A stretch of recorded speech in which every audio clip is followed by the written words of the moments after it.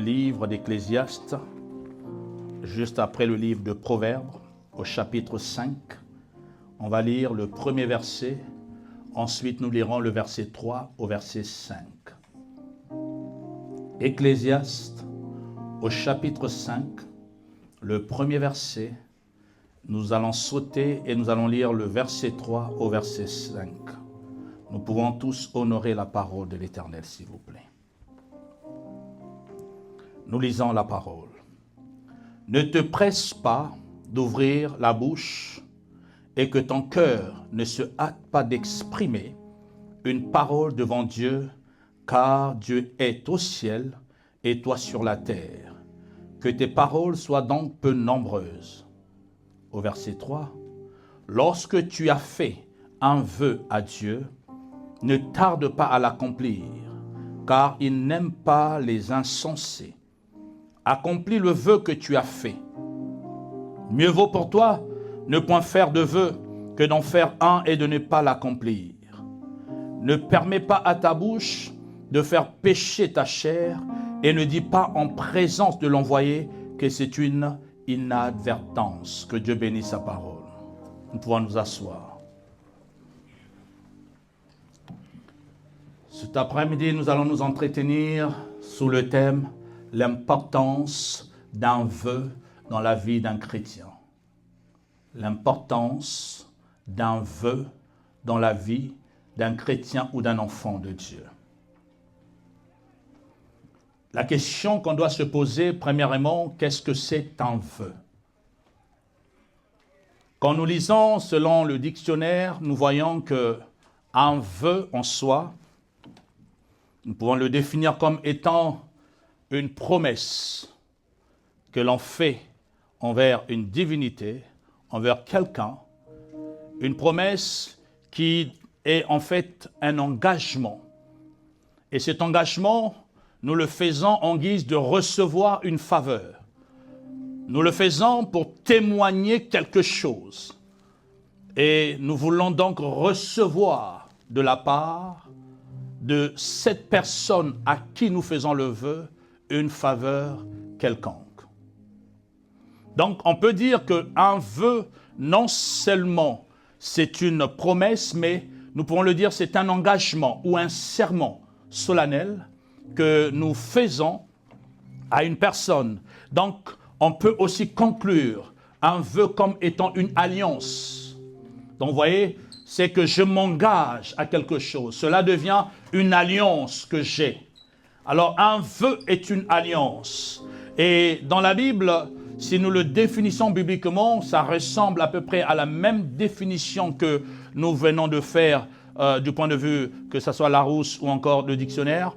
Mais bibliquement parlant, dans la pensée de Dieu, un vœu demeure, c'est-à-dire une alliance, un engagement non seulement que j'ai vers Dieu, mais cet engagement s'accompagne avec comme une offrande que j'accorde ou que je donne à Dieu.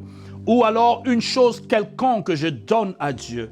Et ne s'arrête pas seulement par une offrande, cela peut être aussi un engagement de servir Dieu dans un domaine X ou Y. Non seulement un engagement, mais c'est aussi, je veux dire, une décision que l'on peut prendre pour dire que je ne vais plus faire telle ou telle chose par rapport à Dieu. Je peux prendre la décision que je ne vais plus fumer pour mon Dieu. C'est un vœu que je fais à l'Éternel. Je peux prendre la décision de dire je n'irai plus dans les boîtes de nuit. C'est une décision, un vœu. Je peux faire un vœu que je ne boirai plus l'alcool dans ma vie. Je ne fumerai plus. Je ne ferai plus telle ou telle chose. Et je le fais non pas à un homme, mais je le fais à l'Éternel. Donc, c'est un engagement, une alliance, quelque chose qui me lie. C'est pourquoi la Bible nous exhorte que nous ne devons pas nous précipiter à faire un vœu quelconque à l'Éternel. La première question qu'il faut se poser, sommes-nous obligés de faire un vœu à l'Éternel? Est-ce que cela est une obligation pour un enfant de Dieu de faire un vœu à l'Éternel? La réponse biblique, non. Un vœu n'est pas une obligation. Dieu ne nous exige pas de faire des vœux avec lui. Un vœu, c'est un engagement volontaire. C'est-à-dire, je décide par moi-même de vouloir faire un vœu à l'Éternel, une alliance à l'Éternel. Alors, ce n'est pas une obligation, mais par contre, là où nous devons maintenant faire très attention, et je vais expliquer Ecclésiaste chapitre 5 que nous venons de lire, mais dans le livre de Nombres, au chapitre 30, le verset 3, Dieu est en train de nous dire quelque chose de très important. Il dit, lorsque un homme fera un vœu à l'Éternel, ou un serment pour se lier par un engagement, Dieu dit, il ne violera pas sa parole. Il ne violera, c'est-à-dire cet homme ne doit pas violer son engagement. Et Dieu ne s'arrête pas, il dit, il agira selon tout ce qui est sorti de sa bouche.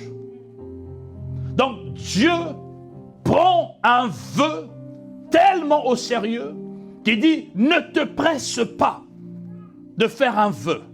Mais si tu le fais, ne tarde pas à l'accomplir. Cela devient un engagement que tu as à mon égard et je ne veux pas que tu puisses être comme un insensé, mais au contraire, tu dois tout faire pour accomplir ton vœu.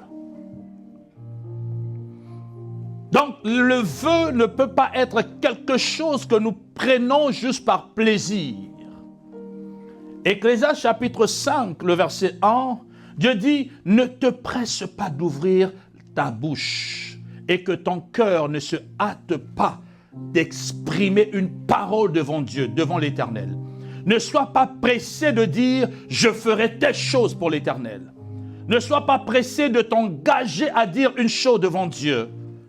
C'est pourquoi, même quand il s'agit de jurer, la Bible nous dit, attention, ne blasphémez pas le nom de l'Éternel en jurant au nom de Jésus. Tu es en train de mentir, mais tu jures au nom de Dieu. C'est un engagement.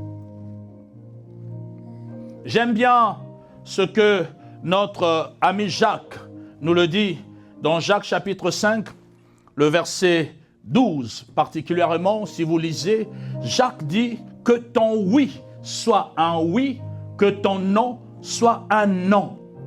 Donc, ne te précipite pas d'accepter quelque chose. Alors, un vœu n'est pas toujours avec Dieu, même avec un homme ou une femme.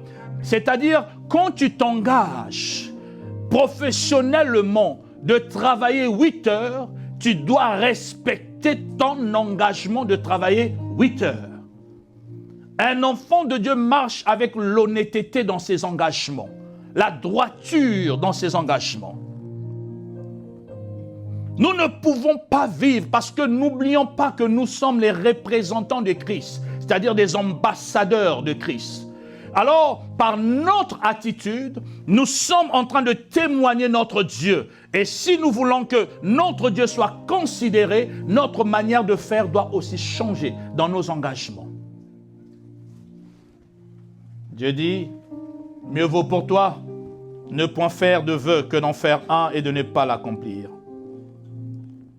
Ne permets pas à ta bouche de faire pécher ta chair. Et Dieu dit, ne dis pas en présence de l'envoyé. L'envoyé, c'est l'homme de Dieu. Je vais vous dire à vous qui servez d'une façon ou d'une autre, ne plaisantez pas avec votre engagement. Il est préférable, même à l'église, quand on te demande de faire quelque chose, dis que non, je ne peux pas le faire. Mieux vaut qu'on te traite que tu es mauvais, que tu as refusé de le faire, que d'accepter de le faire et tu ne le fais pas. Je répète encore, à quiconque s'engage, ne le faites pas. Dieu dit, maudit celui qui fait l'œuvre de Dieu avec négligence. C'est-à-dire, c'est une malédiction sur toi. On sait que tu es censé être là à 17h. Tu n'es pas là à 17h. Tu fais l'œuvre de Dieu avec négligence. Tu es censé être là pour décorer la salle à telle heure. Tu n'es pas. Tu fais l'œuvre de Dieu avec négligence. Tu es censé être là aux répétitions à 15h. Toi, tu n'es pas là. Tu fais l'œuvre de Dieu. Et la Bible dit maudit. C'est-à-dire, c'est une malédiction pour moi de s'être engagé et de ne pas respecter mon engagement. Pasteur, je m'engage, je vais acheter le micro. Et tu n'achètes pas le micro. Il est préférable que tu ne t'engages pas. Vous savez, à l'église, ne faites pas les choses par forcing ou parce que vous voulez plaire à un homme. Ne faites jamais cette erreur de vouloir plaire au pasteur et d'accepter certaines choses que vous savez que vous ne serez pas capable de le faire ou vous n'êtes pas disposé à le faire. Mieux vaut être sincère et honnête de dire que je ne suis pas encore en mesure de le faire et que le pasteur vous taxe de quelqu'un qui ne veut pas servir. Il est bon pour nous de l'être que d'accepter pour faire plaisir et que nous ne fassions pas la chose comme il se devrait. Nous nous engageons, je vois, on s'engage à prier, que ce soit même les mamans, on s'engage à prier. Non, on va prier à telle heure, mais vous n'êtes pas en ligne. Vous prenez des engagements, mais vous ne les honorez pas. C'est un péché, vous êtes en train de faire quelque chose contre la volonté de Dieu. Vous prenez l'engagement que non, nous les mercredis, on va être là à l'intercession, mais vous ne venez pas, vous êtes serviteurs. Ça, c'est faire l'œuvre de Dieu avec négligence. Dieu dit attention de ne pas faire des promesses et de ne pas en tenir compte. C'est pourquoi je nous exhorte que les vœux ne sont pas des choses que l'on fait. Il dit ne dites pas, la dernière phrase, il dit, et ne dis pas en présence de l'envoyé que c'est une inadvertance. Qu'est-ce que cela veut dire? Cela veut dire, ne viens pas dire que c'est un oubli ou j'ai accepté avec manque de discernement, j'ai accepté dans la distraction. Vous savez, parfois, l'enthousiasme, le mouvement, où on est dans l'euphorie des choses et on accepte, on s'engage. Et j'aime un père, un jour dans la foi, m'a dit, « Fils, ne t'engage jamais quand tu es dans la joie et ne t'engage jamais quand tu es fâché. » C'est-à-dire, ne sors pas des paroles de disant quand tu es... Parce que quand tu es dans la joie, tu acceptes tout, tu n'as pas pesé la chose. Tellement tu es dans la... Oui. À la fin, quand tu commences à analyser que ton oui t'a déjà mis la corde au cou et tu n'es plus capable de le faire, ce n'est pas bon. Et ne prends pas non plus une décision quand tu es fâché, parce que quand tu es fâché, c'est fini. De toute façon, toi et moi, c'est fini. Après, quand tu arrives, tu es calme, tu commences à regretter. J'ai pris une décision, je n'aurais pas dû. Mais tu viens déjà de libérer une parole qui t'engage. C'est pourquoi, frères et sœurs, nous devons faire attention à ce que nous décidons de faire en face même d'un individu, même un enfant. Quand tu fais les parents, quand tu promets, accomplis ta promesse vis-à-vis de l'enfant. Tu es en train d'apprendre à ton enfant le respect des engagements. Même avec tes amis, quand tu dis à ton ami, je serai là à 17h, toi et surtout Africains, nous avons un mal. Tu ne viens pas premièrement à l'heure, tu n'appelles pas pour t'excuser et tu te pointes en retard comme si cela était normal. Non, nous devons arrêter de porter ce manteau. Quand nous prenons un engagement dans la société, nous devons respecter nos engagements. La société dans laquelle nous vivons ne nous doit pas seulement tout, nous aussi nous devons vis-à-vis de la société. Le gouvernement canadien ne nous doit pas tout, nous aussi nous devons des choses vis-à-vis du gouvernement. Alors tu dois honorer tes engagements. Quand tu prends une décision, quand tu t'engages dans quelque chose, tu dois le faire corps, âme et esprit. Sinon, ne t'engage pas dans cette chose. Ne t'embarque pas dans ces histoires. Quand tu donnes ta parole, que ta parole soit un oui ou un non. Sois un homme, une femme de parole. Non, je ne suis pas prête à le faire. Traitez-moi de toutes sortes de mots que vous voulez, mais je ne suis pas prête à le faire. Mieux vaut en être que de commencer à faire quelque chose et on murmure, on se plaint, on le fait avec négligence. Non, on m'appelle trop. Non, le pasteur me demande trop. Non, à l'église, on me demande trop. Et ceci, cela, et ainsi de suite. Non, quand tu fais cela, tu n'es pas en train de... Dieu t'a dit, c'est un engagement que tu as pris et presse-toi de l'honorer. Mais c'est quoi l'importance finalement si un vœu m'engage vis-à-vis de Dieu? Qu'est-ce que j'en ai à bénéficier de faire un vœu avec l'Éternel? Il y a deux types de vœux dans la Bible. Il y a deux types. Le premier type, c'est ce qu'on appelle le vœu, je dirais, un vœu de consécration. Voilà, je l'appellerai comme ça. Un vœu de consécration. Ou alors un vœu de naziréa. Vous voyez, quand on appelle Jésus de Nazareth, le nazaréen. Un vœu de naziréa. Donc, le vœu de consécration est un vœu volontaire toujours. C'est-à-dire, si nous nous basons dans le livre de Nombre chapitre 6, nous comprenons ce vœu. Alors, c'est quelqu'un qui s'engage volontairement dans la consécration de sa vie. Je me consacre à ne plus faire telle ou telle ou telle chose pour Dieu. J'accepte de prendre mon temps, de ne point connaître une femme pendant tout ce temps parce que je veux exercer pour Dieu. J'accepte de ne pas regarder la télé pendant tant de temps parce que je me consacre pour Dieu. J'accepte de ne pas aller d'aller dans des fêtes ou de gauche à droite, mais c'est volontaire encore une fois de plus. Parce que je veux me consacrer. Un vœu de consécration, c'est une sorte de mise à l'écart de beaucoup de choses pour donner gloire à Dieu. Alors, à l'époque, on va voir des gens, des hommes qui ne se rasaient pas la barbe, qui ne se rasaient pas des cheveux, qui ne touchaient pas à l'alcool, qui ne touchaient pas à la femme. Et même Paul était un Nazaréen aussi, parce que Paul va dire, pour lui, il restera un homme sans femme. Il n'a pas besoin d'avoir de femme. Paul n'a pas eu de femme ni d'enfant. Paul était consacré à l'Éternel. Il a dit, ça c'est son choix à lui. Ce n'est pas qu'il oblige tout le monde à ne pas avoir de femme, mais lui, il a décidé, selon Nombre chapitre 6, de se consacrer à l'Éternel. Donc il y a des gens qui sont consacrés à Dieu, qui acceptent l'alliance d'être mis à part pour la gloire de l'Éternel. C'est un vœu de vie. Je me consacre à servir Dieu.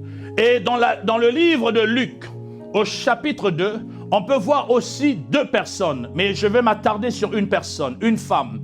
La Bible dit, dans le temple, il y avait aussi une prophétesse. J'ouvre une parenthèse. On entend, la femme ne doit pas prêcher. Sur les réseaux sociaux, nous le voyons tous. Il y a des pasteurs qui nous prêchent. D'autres disent, la femme doit prêcher. D'autres disent, la femme ne doit pas prêcher. Prends ta Bible. J'ouvre juste une parenthèse. Je ne vais pas m'attarder là-dessus, mais je voudrais que vous lisez avec moi. À partir du verset 36, la Bible dit, il y avait aussi une prophétesse, Anne, fille de Phanuel de la tribu d'Aser. Elle était fort avancée en âge et elle avait vécu 7 ans avec son mari depuis sa virginité. Donc elle a fait 7 ans de vie de couple et le mari est mort. Restée veuve et âgée de 84 ans, elle ne quittait pas le temple. Et elle servait Dieu nuit et jour dans le jeûne et dans la prière. Étant survenue, elle aussi, à cette même heure, elle louait Dieu, elle parlait de Jésus à tous ceux qui attendaient la délivrance de Jérusalem. Une parenthèse. La Bible l'appelle la prophétesse Anne. Elle est prophétesse ou elle n'est pas? Hein? C'est pas moi qui l'ai dit. La Bible dit c'était une prophétesse. Donc, là déjà sur cette base, le débat est clos. Il n'y a pas, oh, la femme ne peut pas prophétiser ou ne peut pas prêcher. Elle est prophétesse.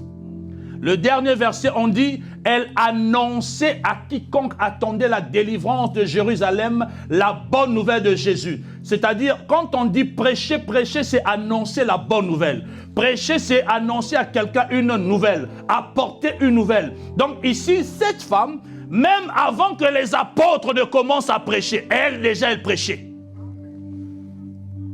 Les apôtres sont venus, là c'est le bébé Jésus qu'on a apporté dans le temple. Donc elle déjà par révélation, elle prêche Jésus aux gens qui attendaient. Maintenant dites-moi, quel est le rapport entre quelqu'un qui attendait la délivrance de Jérusalem et Jésus? Il faut avoir la connaissance et la révélation pour que tu fasses le lien entre l'enfant qui vient de naître et expliquer aux gens qui attendaient la délivrance de Jérusalem que cet enfant que vous voyez, c'est lui qui est la délivrance de Jérusalem. Frère, elle est en train de prêcher, elle est en train d'annoncer la bonne parole. Donc le débat, oh non, la femme ne doit pas prêcher ou pas prêcher. La femme peut prêcher. c'est biblique. Maintenant, il y a une différence en ce qui concerne l'autorité. C'est là. Mais moi, je ferme la parenthèse. Maintenant, il y a une autre question. Est-ce que la femme devait être à la tête d'une église? Ça, c'est autre chose. Mais prêcher, on ne devrait même pas perdre notre temps. Dans tous les cas, quand une femme prêche, elle apporte des bonnes nouvelles. Il y a une âme qui est sauvée. Qu'est-ce que ça dérange? Ça, c'est le côté macho des hommes. Et on veut tout le temps avoir l'autorité, donc des choses... Non, une âme est sauvée parce qu'elle a prêché la bonne nouvelle. Vous savez que cette âme n'ira pas au ciel. Qui vous a dit ça? Dieu est content quand une âme est sauvée et accepte Jésus. Il y a une fête dans le ciel. Donc cette femme, quand elle a apporté la nouvelle et quelqu'un dit « J'accepte le Seigneur Jésus-Christ comme Seigneur et Sauveur », le ciel fait la fête. Toi, pendant ce temps, tu boudes par terre. Hein, tu boudes. Non, toi, tu n'as pas le droit. Le ciel dit « Nous, on est contents ». Je ferme ma parenthèse. Mais ici, je veux montrer le vœu que cette femme, elle a fait un vœu de rester dans le temple. Elle a consacré sa vie dans le jeûne et la prière. Vous voyez? Donc, elle a dit, Seigneur, moi, je te donne ma vie et je veux passer mon temps à prier, à intercéder pour des gens. C'est un vœu. Et ça, c'est le vœu de consécration. Elle a pris sa vie pour dire, ma vie ne peut plus être la vie mondaine, mais ma vie, c'est de te servir. Combien d'entre nous avons consacré une partie de notre vie en Christ? Combien d'entre nous disons que je prends le temps pour prier pour les autres? Combien d'entre nous, je prends le temps pour prier pour ma famille? Je prends le temps pour prier pour les orphelins. Je prends le temps pour prier pour des veuves. Je prends le temps pour faire ceci. C'est un enfant de Dieu automatiquement poussé par l'Esprit. Nous devons être des gens qui consacrent une partie de notre vie au service de l'Éternel. Maintenant, pose-toi la question. Toute la semaine, qu'est-ce que tu as fait pour Dieu? Tu étais à la quête de chercher l'argent. Tu étais à la quête d'aller visiter les gens, fêter, parler. Tu étais à la quête de savoir est-ce qu'on a bombardé là-bas, qu'est-ce que Trump a fait, qu'est-ce que ceci, cela. On est pris dans les mouvements de beaucoup de choses. Mais est-ce que tu as eu le temps de consacrer une partie de ta vie en ce qui concerne les choses du royaume? Nous avons 24 heures dans la journée. Et nous allons voir qu'il y a une partie, pour ceux qui travaillent, c'est déjà une grosse partie de leur journée qui est prise. Ça fait partie du travail. Mais est-ce que tu as pris ne fût-ce que même une heure pour dire je vais prendre le temps pour prier même pour l'église. Je vais prendre le temps pour prier pour moi. Je vais prendre le temps même pour aller partager la bonne nouvelle, annoncer comme cette femme Anne, d'aller annoncer la bonne nouvelle. Est-ce que tu as pris le temps, même dans la semaine, de parler à ton voisin, de parler, je ne sais pas, à un collègue de ton Dieu? Nous manquons la consécration. Nous voulons beaucoup de choses, mais nous ne donnons que peu à Dieu. Nous sommes de ceux-là qui appliquent Matthieu 7, verset 7, demander. Et nous, on ne fait que demander. Or, nous allons voir tout à l'heure que dans le vœu, frères et sœurs, c'est une alliance avec Dieu. Et quiconque en fait un vœu à l'Éternel, oh, Dieu est fidèle dans ses engagements. Dieu honore toujours la part de son contrat. Dieu est celui qui bénit quand il y a un échange et surtout son intérêt. Je ne le fais pas pour que l'Église m'acclame. Je ne le fais pas pour que ma famille dise que c'est moi qui ai fait que ma famille soit délivrée. Non. Je le fais pour que la gloire revienne à Jésus. Alors quand je prends un tel engagement où Dieu est honoré, frères et sœurs, laissez-moi nous dire, nous avons la grâce d'être bénis. La bénédiction de l'Éternel, elle est attachée à quiconque s'est donné à Dieu. Et je donne une partie de ma vie à l'Éternel. Je consacre quelque chose à l'Éternel.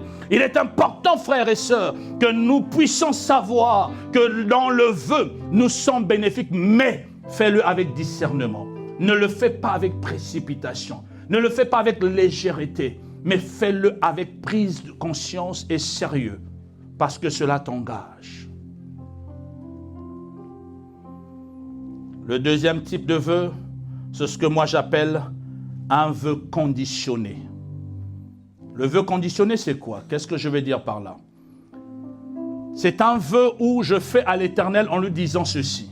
Seigneur, si tu me donnes, voici ce que je ferai. Bon nombre d'entre nous, bon nombre, nous avons quitté le pays On était même dans les mangengengue là. Il y a des gens qui montaient les montagnes pour la prière.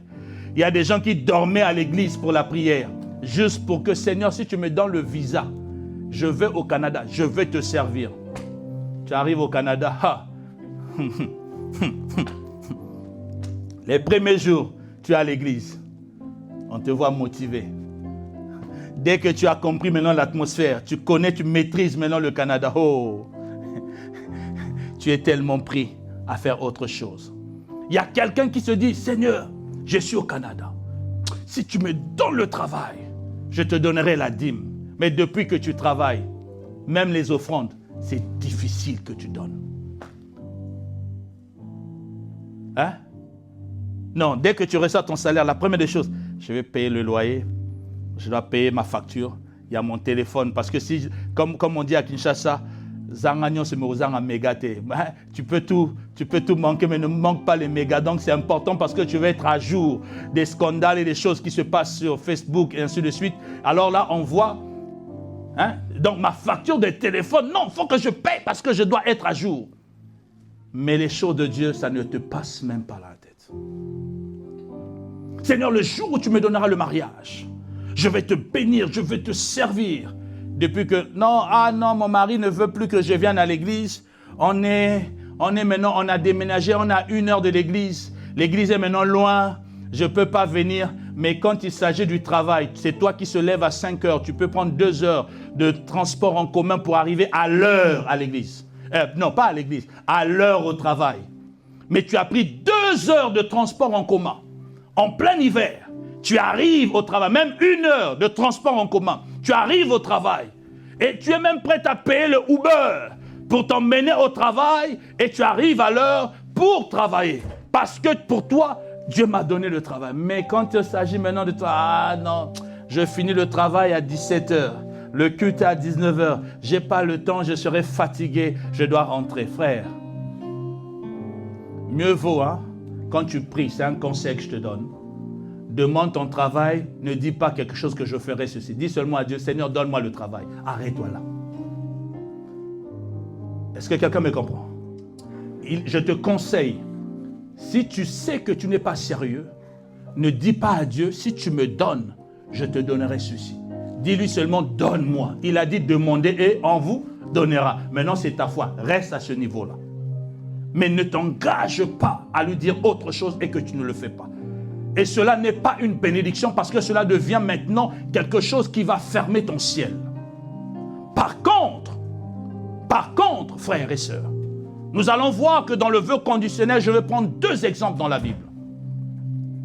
2 personnes qui ont posé des conditions à Dieu et que leur vie a été impactée d'une manière extraordinaire. La première personne, on va prendre le livre de 1 Samuel, à partir du chapitre 1, le verset 9 jusqu'au verset 11. Le prophète Samuel, le livre de 1 Samuel, chapitre 1, à partir du 9e verset au verset 11. Écoutez ce que la Bible nous dit. Anne se leva après que l'on eut mangé et bu à Silo. Le sacrificateur Élie était assis sur un siège près de l'un des poteaux du temple de l'Éternel. Et l'amertume dans l'âme, elle pria l'Éternel et versa des pleurs. Elle fit un vœu en disant, Éternel des armées, si tu daignes regarder l'affliction de ta servante, et si tu te souviens de moi, et n'oublie point ta servante, et si tu donnes à ta servante un enfant mâle, je le consacrerai à l'Éternel pour tous les jours de sa vie, et le rasoir ne passera point sur sa tête. Anne était stérile. Anne a donné tant d'offrandes à l'église. Si vous regardez, Elkana donnait même à Anne le double de la portion que sa femme Pénina avait. C'est-à-dire, Anne était quelqu'un qui apportait les offrandes à l'église. Anne était quelqu'un qui donnait à l'église. Et donc, sur ce point-là, on ne peut pas dire que Anne ne donnait pas. Elle donnait tout. Elle donnait même plus que ce qu'elle devait donner. Elle priait. Elle craignait l'Éternel. Pendant que Pénina l'a mortifiée, elle ne rendait jamais la parole. Elle ne rentrait pas dans dispute avec Pénina. Donc Anne est une personne de consacrée à l'Éternel. Mais l'enfant ne venait pas dans la vie de Anne. Anne a prié. Anne a donné des sacrifices. Anne a apporté des offrandes. Anne a tout donné, des dîmes. Elle donnait tout à l'église.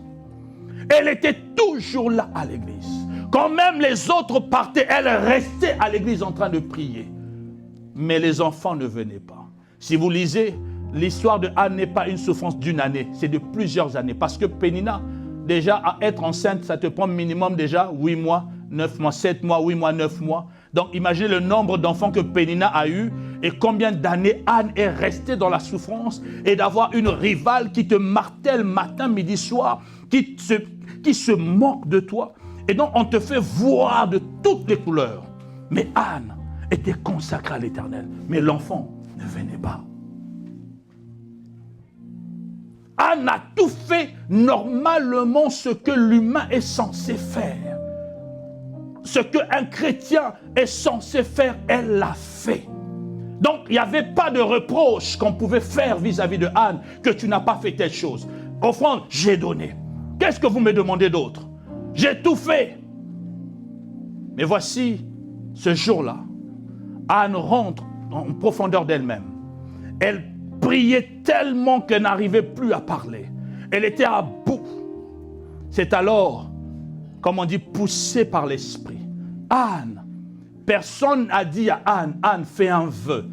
Anne elle-même prend l'engagement de dire maintenant, regardez le deal qu'elle fait avec l'Éternel. Si tu me donnes, et elle précise, pas seulement un enfant, mais dit un mâle. Si tu me donnes un garçon, oh, elle sait pertinemment que si tu as un garçon, c'est ton héritier. Mais oh, je prends mon héritier pour aller donner à l'Éternel. Quel sacrifice! Quel sacrifice! Non seulement que tu me donnes un enfant, que le rasoir ne passe pas pour sa tête. Donc sur sa tête, ça veut dire, je le consacre comme nazaréen. Donc cet enfant-là ne va pas se raser. Le prophète Samuel avait beaucoup de cheveux. Donc un beau garçon, mais qui ne devrait pas se raser, ni boire, ni quoi que ce soit. Mais Anne va plus loin. Il dit, si tu me donnes, je prendrai cet enfant. Je te fais un vœu que cet enfant-là, je veux le consacrer. Donc je vais ramener cet enfant et je te le donne à toi pour que cet enfant te serve. Un vœu a déclenché l'exaucement de la prière de Anne. Un vœu a changé le trône de Dieu pour que Dieu se dépêche et donne à Anne l'enfant qu'elle demandait. Frère, il y a des combats, il y a des situations dans notre vie imposent que l'on se surpasse. Et le vœu a cette grâce d'activer la puissance d'en haut pour opérer un miracle dans la vie de quelqu'un, même là où aucun homme n'a imposé la main sur toi, mais par ton intimité, par l'esprit du sacrifice, par l'esprit de la consécration, tu es capable de provoquer un miracle par toi-même. Non pas qu'un prophète se tient au devant de toi pour dire provoque le miracle, mais touche directement le trône de Dieu lui-même. Je n'ai pas besoin qu'il y ait une imposition des mains, mais par ma consécration, par le vœu. Et ce qu'elle donne, c'est quelque chose de plus cher que je ne peux pas donner.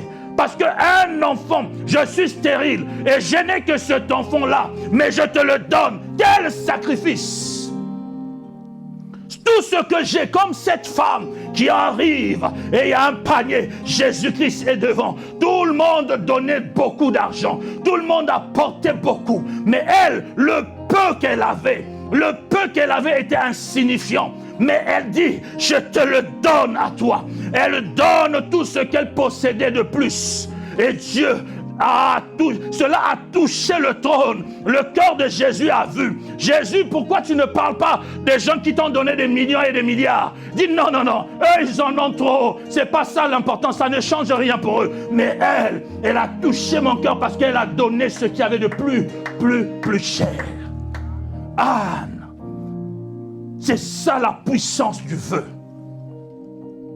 Le vœu ouvre des portes là où, frère, les autres ont parlé. Et toi, tu as fléchi tes deux genoux. et tu dis à l'Éternel, Seigneur, si tu m'accordes tes choses, moi je m'engage à te donner tes choses. Et Dieu s'est dépêché. Oh, regardez, et même quand on a un vœu, je n'ai demandé que un. La Bible nous montre que quand nous lisons, Anne n'a pas eu qu'un seul enfant, Samuel. Anne a eu ce qu'on appelle encore les Matabi sur Lingala. Anne a eu encore ce qu'on appelle le surplus de ce qu'elle avait demandé. Elle n'a demandé qu'un enfant.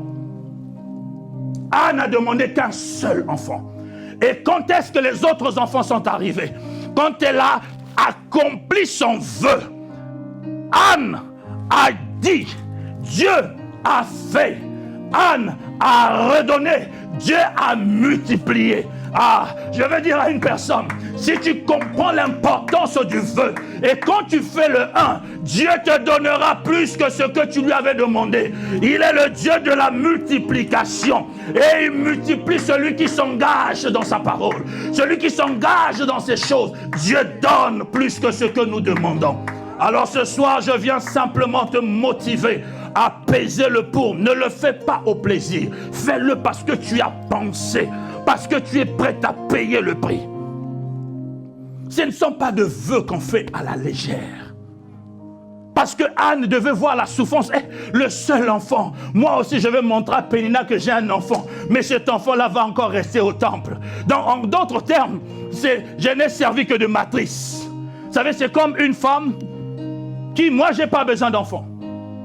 Donc, je viens, on me met, la science au jour d'aujourd'hui peut prendre le germe qui était dans un couple X, et moi je suis juste un ventre porteur. Et l'enfant arrive, le jour de la naissance, l'enfant que j'ai porté 9 mois dans mon ventre, quelqu'un d'autre est là devant la porte et dit j'attends. Et vous allez voir que très souvent ces mamans-là, au départ, c'était juste pour donner.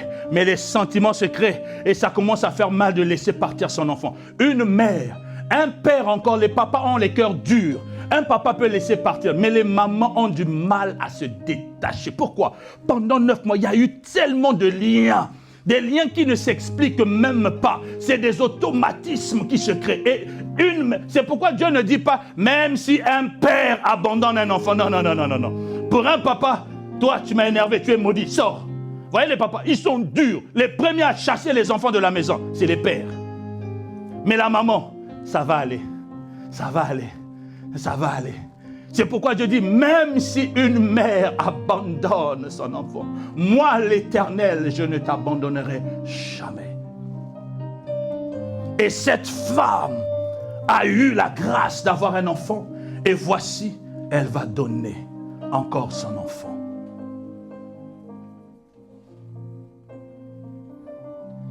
C'est ça le prix. Le secret de la prière de Anne, c'est le vœu. Le vœu a changé toutes choses. Et un deuxième exemple pour finir, dans le livre de Genèse, au chapitre 28, du verset 20 au verset 22, on nous parle de Jacob. Je vais juste le lire pour que nous comprenions ce que Jacob va faire comme vœu. Jacob dit ceci. La Bible dit, Jacob fit un vœu en disant, si Dieu est avec moi et me garde pendant ce voyage que je fais, s'il me donne du pain à manger et des habits pour me vêtir, et si je retourne en paix à la maison de mon père, alors l'Éternel sera mon Dieu. Cette pierre que j'ai dressée pour monument sera la maison de Dieu, et je te donnerai la dîme de tout ce que tu me donneras. Bien-aimé, ici, nous voyons notre bien-aimé Jacob. Jacob fouillait son frère Ésaü par rapport à l'histoire qu'il a usurpé la bénédiction d'Ésaü. Alors Jacob s'est retrouvé dans un lieu où il va réaliser que ce lieu est la présence de Dieu. Et dans cette présence, il va même appeler ces lieux Bethel, pour dire que c'est la maison de l'Éternel. Et ce qui est très intéressant, dans son voyage, il va faire un vœu à l'Éternel. Et ce que j'aime dans la demande de Jacob, Jacob, en faisant un vœu, il va positionner quelques points que je voudrais que vous et moi nous puissions regarder. Il dit 3 choses qu'il demande à Dieu. Jacob, dans son vœu, il demande 3 choses. Il dit à l'Éternel, si l'Éternel est avec moi et me garde. Donc on voit ici, il demande la protection dans son parcours. Parce qu'il est en train de partir vers un lieu qu'il ne connaît pas. Il ne sait pas, il est dans le désert. Les bandits peuvent l'attraper. Mais il demande la protection à Dieu. C'est sa première demande. Il est exposé. Mais il dit, Seigneur, si tu me protèges. Il dit, non, j'ai besoin de la protection divine. Dans ce parcours, dans ce travail, dans ce cheminement, dans les affaires que je suis en train de faire, dans ce voyage que je veux faire. Seigneur, j'ai besoin de ta protection. C'est la première chose. La deuxième chose, et il dit ceci. Si l'Éternel me donne du pain à manger et des habits pour me vêtir. Donc on voit ici, il demande de la provision à l'Éternel. Il dit, si l'Éternel pourvoit à mes besoins, dans les besoins matériels, si Dieu me donne toutes choses, si Dieu me couvre, si Dieu m'accorde ses faveurs, d'être un homme matériellement béni, c'est la deuxième chose qu'il demande. Et la troisième chose qu'il demande, il dit, et c'est la chose qui m'intéresse, il dit, et si je retourne en paix à la maison de mon Père, si je retourne en paix. Donc il est en train de demander ce qu'on appelle un retour paisible. Parce qu'il sait que j'ai laissé des trous. Mais si toi tu permets que je retourne en paix. Les trois demandes de Jacob. Et Jacob va conditionner maintenant ces trois demandes. Regardez comment il est habile. Et comment il parle à Dieu. Et il dit, tu seras mon Dieu. Si tu m'accordes ces trois choses, je ferai de toi non pas le Dieu de mon Père, mais tu seras mon Dieu. Comme Élisée, quand Élisée arrive, il va voir les eaux, il ne connaissait pas encore, il dit, mon Père, le Dieu de mon Père Élie. Mais une fois qu'il a connu la dimension du Dieu d'Élie, le Dieu d'Élie est devenu son Dieu. Et bien aimé, il rentre dans la dimension de la connaissance de Dieu. Il dit, tu seras mon Dieu à moi. Un engagement que moi je ferai de toi, non plus le Dieu de mon Père, mais tu seras mon Dieu. Je vais maintenant marcher avec toi. Tu seras mon Seigneur, tu seras mon roi, tu seras mon tout. Et il s'engage. Seigneur, tu seras mon Dieu personnel.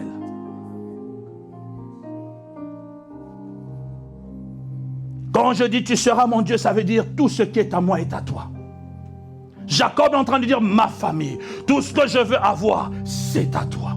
Donc il y a un engagement qu'il prend aussi de sa part. Et la deuxième chose, il dit, cette pierre que j'ai dressée pour monument sera la maison de Dieu. Et la première personne à penser à bâtir un temple à l'Éternel, c'est Jacob.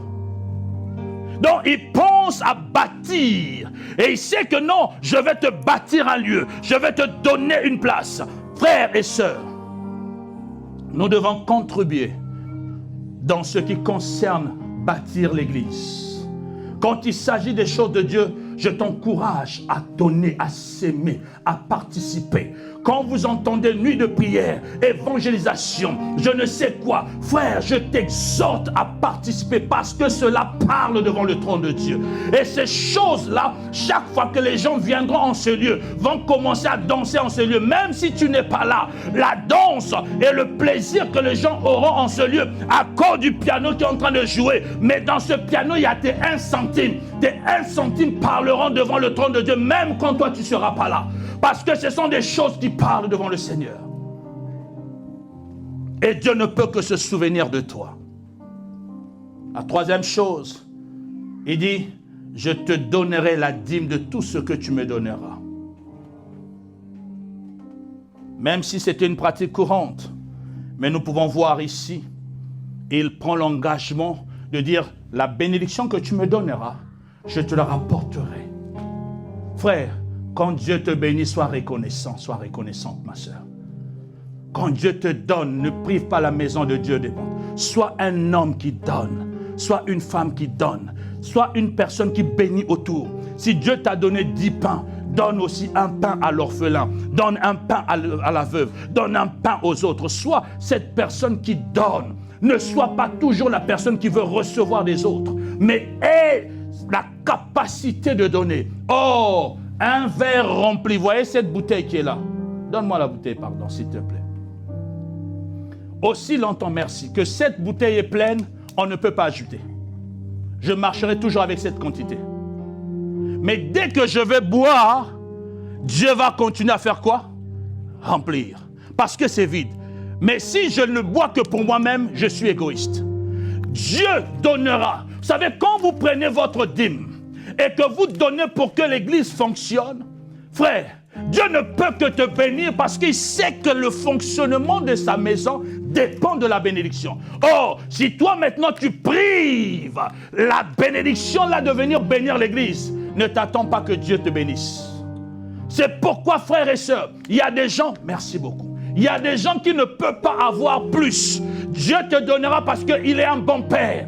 Il ne veut pas que tu manges de quoi manger, mais tu ne peux pas exceller. Tu ne peux pas aller au-delà parce que tu ne vois que la gloire qui revient à toi, mais tu ne vois pas la gloire de Dieu. Jacob a été un homme béni, mais il l'a donné à Dieu. Il l'a consacré à Dieu. C'est pourquoi quand tu t'engages, et nous pouvons voir que Jacob a été un homme béni. Dans le livre de Genèse 31, au verset 13, on va voir que Dieu va dire maintenant que tu es béni.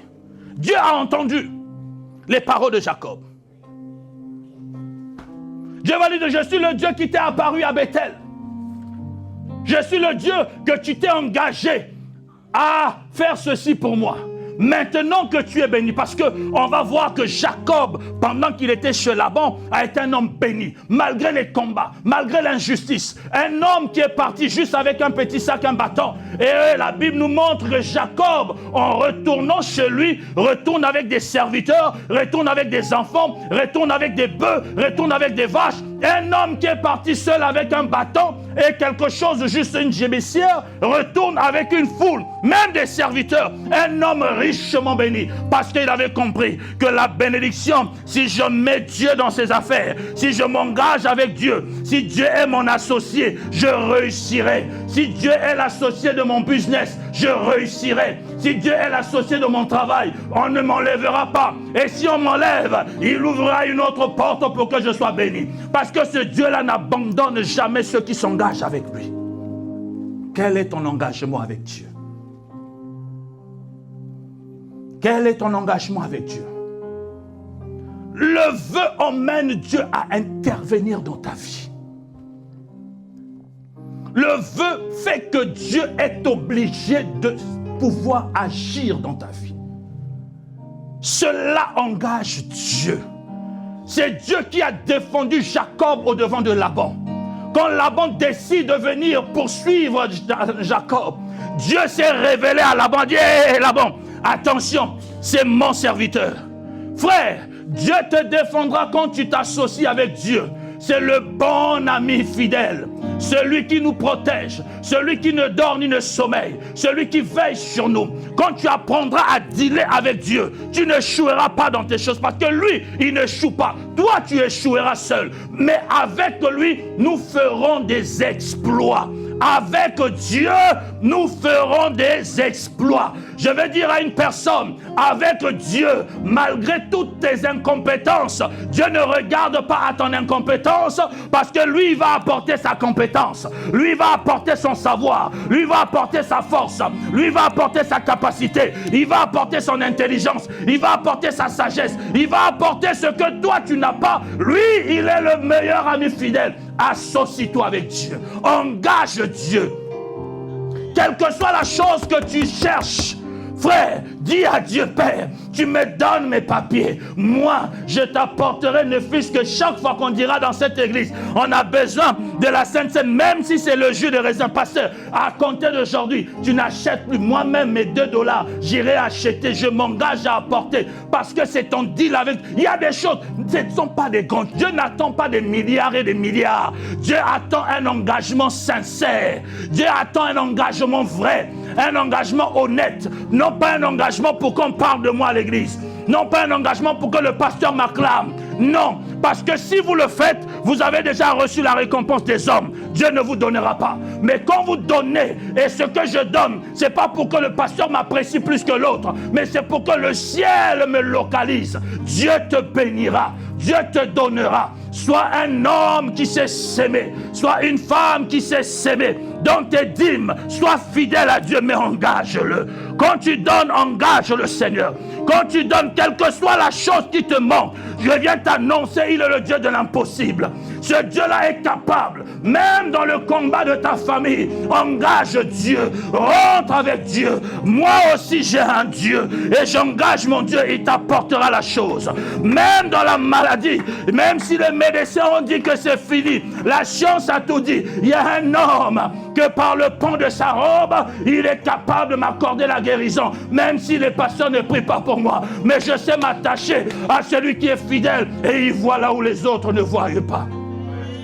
Dieu te connaît, mais sois l'homme de secret, la femme de secret avec lui.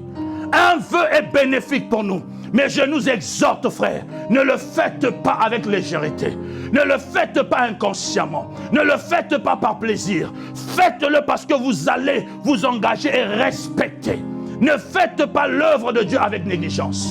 Église, ne faisons pas l'œuvre. Quand on dit à l'église on a besoin, nous devons être ceux-là qui sont actifs. Nous devons être des hommes qui viennent te regarder. Non, non, non. Il manque. Je veux faire pour la gloire de mon Dieu. Dieu te bénira toujours.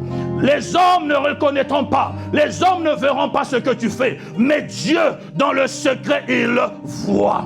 Le Dieu de secret voit. Même si on voit ici demain matin un grand écran, toi tu es assis ou assise derrière. Les hommes voient, waouh, l'église. Ils vont penser que c'est le pasteur. Ce n'est pas mon problème. Ils peuvent penser que c'est le pasteur. Moi, je sais que j'ai donné à mon Dieu. Et chaque fois que je m'assois dans la foule, je rappelle à Dieu, Père, tu vois le beau écran qui est derrière. Je l'ai sémé pour que tu me bénisses. Dieu, pour que tu protèges mes enfants. Dieu, pour que tu me donnes ceci. Dieu te donnera la chose. Sois un homme, une femme de révélation. Il y a des choses qui ne nécessitent pas la prière. Anne a beaucoup prié, mais elle a compris que la dimension de cette chose ne nécessite plus la prière. Je veux monter dans une autre dimension où je consacre à l'Éternel une chose, où je m'engage avec Dieu, où je viens dealer avec le Seigneur. J'aime souvent dire Dieu est un grand dealer. Le plus grand dealer qui existe, c'est lui. Si tu me donnes, il te donne, mais lui, il donne toujours plus que ce que toi tu lui donnes. Dieu te donne toujours plus que ce que tu lui apportes. Si toi tu penses que cela t'a coûté la tête, lui il te donnera plus de tête. Dieu nous bénit toujours en abondance. Je nous exhorte cet après-midi pour conclure. Sois une femme et un homme qui marche dans la révélation des vœux. Ce sont des alliances. Un vœu est une alliance. Et Abraham a été un homme formidable dans les alliances qu'il a scellées avec Dieu. Nos patriarches sont des hommes qui nous ont marqués parce qu'ils ont compris que le Dieu que nous servons est un Dieu d'alliance, un Dieu d'intimité, un Dieu où on parle, un Dieu où on pose des actes, un Dieu où on se sacrifie. Mais tu n'as pas même une minute de te sacrifier dans la prière. Tu as du mal même à intercéder pour tes enfants. Tu as du mal à intercéder pour les hommes de Dieu. Tu as du mal à intercéder pour ta famille. Sois un homme qui paie le prix. Sois un homme qui paie le prix. Les Juifs sont bénis à cause d'un seul homme, Abraham. Abraham a sémé. Et jusqu'au jour d'aujourd'hui, un Juif qui ne croit pas en Jésus, il est béni dans la bénédiction d'Abraham. La seule chose, c'est le salut qui diffère. Mais sur la terre, gifle un Juif. Même qui ne connaît pas Jésus, gifle-le. Tu vas vite voir comment la police va venir t'arrêter. Parce que les Juifs c'est une consécration. C'est pourquoi sois aussi que dans ta famille, le jour où on veut toucher un de tes enfants, qu'on sache que, non pas parce que tu as des muscles, mais parce qu'on sait que si tu parles seulement, ce que tu vas dire va arriver dans la vie des hommes. Je parle pourquoi? Parce que j'ai un Dieu qui exécute la parole qui sort de ma bouche. J'ai une alliance avec Dieu. Et quand tu as une alliance avec Dieu, le jour où ton enfant est malade, tu te retournes comme cette femme et regarde son enfant. L'enfant est mort. Tout va bien. Je retournerai là où j'ai l'alliance. J'irai voir le Dieu de l'alliance.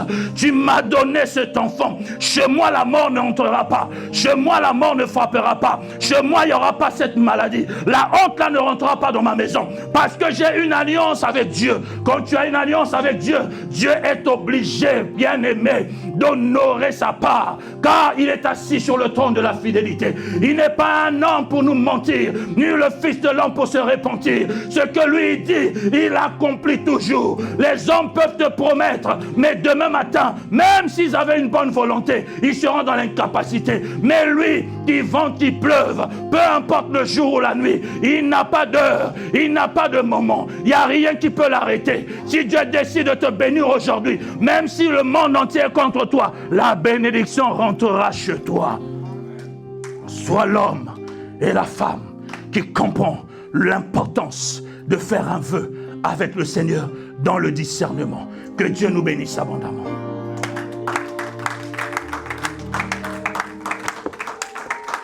Nous allons nous tenir debout.